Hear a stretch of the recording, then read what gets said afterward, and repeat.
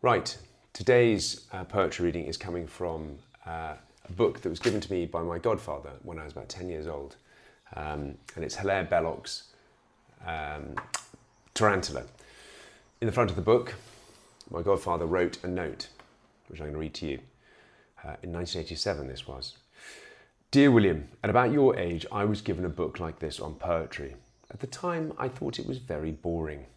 As I grew up, I began reading verses, and poetry has given me great pleasure ever since. I hope you will enjoy this book, if not now, in the future. Happy Christmas, John. Well, thank you, John, dear godfather, wherever you are today. You are absolutely right. The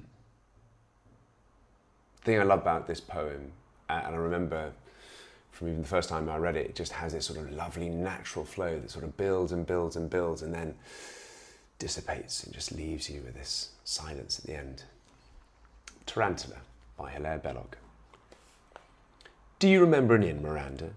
Do you remember an inn? And the tedding and the spreading of the straw for a bedding, and the fleas that tease in the High Pyrenees, and the wine that tasted of the tar, and the cheers and the jeers of the young muleteers under the vine of the dark verandah.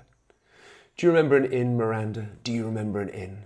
And the cheers and the jeers of the young muleteers who hadn't got a penny, who weren't paying any, and the hammer at the doors and the din, and the hip-hop-hap of the clap of the hands to the twirl and the swirl of the girls gone chancing, glancing, dancing, backing and advancing, snapping of a clapper to the spin, out and in, and the ting, tong, tang of the guitar.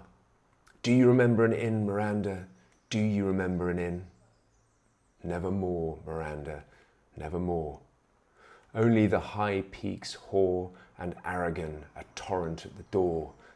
No sound in the halls of the walls of the halls where falls the tread of the feet of the dead to the ground. No sound but the boom of the far waterfall like doom.